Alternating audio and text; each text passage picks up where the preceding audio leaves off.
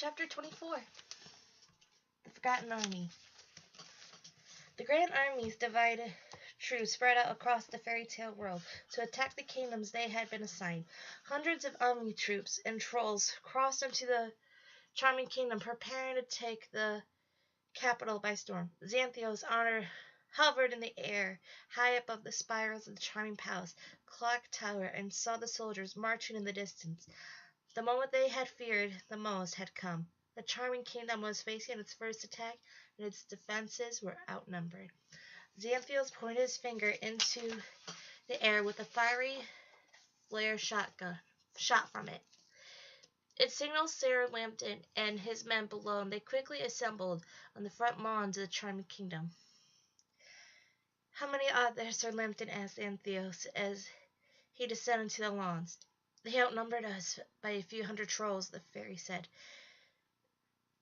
"The stakes are high, but it could be much worse. We must signal the other half of our army to come out of hiding," Sir Lambton said. "If they only outnumbered us by trolls, we could win this battle. Not as many men will have to lose their lives today." "Lambton, we can't," Xanthios said. "We have to fight the army off with the men we have while we wait for the signal. Trust me, this is the only first battle we'll face, and if we use all our forces now, there may be no one left to fight the horrors of tomorrow." Sir Lambton's face grew serious, and he stepped closer to him. "How am I supposed to tell these men they're about to die in battle, while their brothers stay in hiding? We may not win this battle, but if we want to win the war, we have to follow the plan," Xanthia said. Sir Lambton reluctantly nodded. "God, I hope the little girl's plan works," he said to himself. "Me too, sir," he said. "I don't want to think about what the world will look like if we fail." Sir Lambton mounted his horse and rode it through the lines of charming soldiers. "My good men," he shouted, "the army has arrived in our beautiful home sooner than we expected. We may be outnumbered by soldiers and by trolls, but they can never outmatch us in heart and courage, or in love for our country." Lambton withdrew his sword and raised it high above his head. "Let's be the first one to show these monsters that the charming kingdom is not for sale. Let's give them a taste of the charming army, so they cower in fear when our brothers return, and hiding to finish them off." The charming soldiers all raised their swords with him. They cheered Lambton's words, even though they knew the odds of surviving this battle were against them. Like true soldiers, they turned their fear into bravery and courageously faced the oncoming threat to protect the country they loved.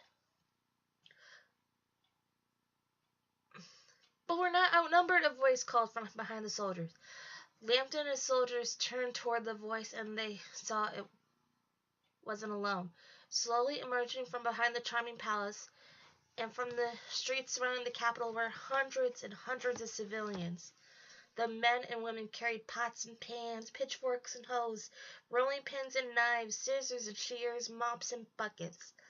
There were bakers and farmers, locksmiths and seamstresses, teachers and butchers, maids and butlers, and they all had come to stand proudly with the soldiers of the kingdom. "What's going on?" Xanthios asked the civilians. "We come to join the fight," the farmer declared, and all the men and women of his party cheered. "This is our home too," a seamstress yelled. "We won't let our kingdom fall into the hands of anyone else but our king and queen," butcher shouted. Their enthusiasm befuddled the soldiers. In his entire military career, Sir Lambton had never seen anything like this before. The charming citizens were perhaps more eager to fight the army than the soldiers were. "Ladies and gentlemen," Lambton shouted, gesturing for them to quiet down, "we respect your attentions, but this is a matter of the charming army, and we morally cannot ask of you." The maid dramatically looked around in the crowd of servants. "Asked? Was anyone ever asked to fight for this kingdom?" she said. "I don't have to be asked. I am here of my own accord because I want to protect my home, and I'm not leaving until the army is gone." The civilians burst into a thunderous roar. Their enthusiasm was unyielding. Nothing Lambton said or did was going to convince them to leave. Xanthias looked at Lambton and shrugged. "It won't hurt to have more numbers," he said. Sir Lambton gazed around the willing crowd. His army had almost doubled right before his eyes. It was a sight that warmed him to the center of his heart. The people he had spent his entire life loyally protecting had come to his aid. They cared about their kingdom's prosperity as much as he did. Lambton raised his sword to the bigger and stronger army now surrounding him. "Then let us fight these invaders together, and show that the charming kingdom and the charming army and the charming kingdom are made of," he declared.